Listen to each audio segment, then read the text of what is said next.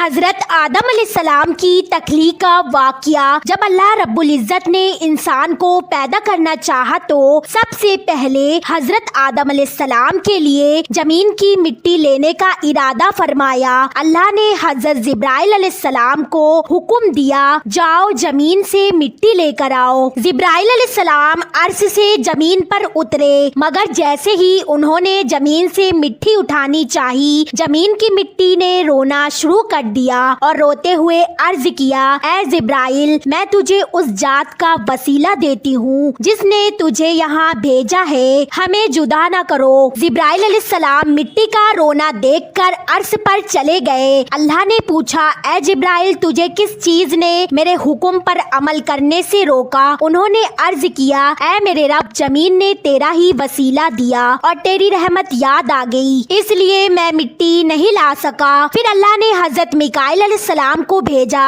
جیسے ہی میکائیل نے مٹی لینی چاہی، باقی کی مٹی رو کر کہنے لگی، اے میکائیل، جس نے تجھے یہاں بھیجا ہے اس کا وسیلہ دیتی ہوں، ہمیں جدا نہ کرو۔ اور میکائیل علیہ السلام بھی خالی ہاتھ عرش پر لوٹ گئے۔ اللہ نے جب ان کے خالی ہاتھ دیکھے تو پھر حضرت اسرافیل کو بھیجا مٹی لینے کو، لیکن جب وہ زمین پر آئے اور مٹی اٹھانی چاہی تو باقی کی مٹی رونے لگی اور وہ بھی خالی ہاتھ لوٹ گئے۔ عرش پر اسی طرح اللہ نے تمام فرشتوں کو زمین سے مٹی لانے کے لیے بھیجا، لیکن جب فرشتے مٹی کا رونا دیکھ کر اس کا وسیلہ سن کر خالی ہاتھ واپس آتے رہے تو اللہ نے پھر حضرت اسرائیل علیہ السلام کو، جو ملک الموت کہلاتے ہیں، ان کو حکم دیا، اے اسرائیل، زمین پر جاؤ اور مٹی لے کر آؤ۔ اسرائیل علیہ السلام عرش سے زمین پر اترے۔ جیسے ہی انہوں نے مٹی اٹھانی چاہی، باقی کی مٹی رونے لگی اور کہنے لگی، اے اسرائیل، جس نے تجھے بھیجا ہے میں اسی کا وسیلہ دیتی ہوں، ہمیں جدا نہ کرو۔ لیکن حضرت اسرائیل علیہ السلام نے جواب دیا، میں بھی اسی کے حکم کا پابند ہوں جس کا تو وسیلہ دیتی ہے، میں تیرا رونا دیکھوں یا اپنے رب کا حکم مانوں، میں تجھے لے کر ہی جاؤں گا۔ پھر انہوں نے مٹی لے لی اور زمین سے عرش پر پہنچ گئے۔ اس مٹی کو اللہ کے حضور پیش کیا۔ اللہ رب العزت مسکرائے اور فرمایا، اے اسرائیل، تمہیں میرا حکم ادا کیا، آج سے تم ہی روح قبض کرنے والے ہو۔ سبحان اللہ۔ ویڈیو پسند آئی ہو تو کمنٹ میں ایک مرتبہ سبحان اللہ ضرور لکھیں۔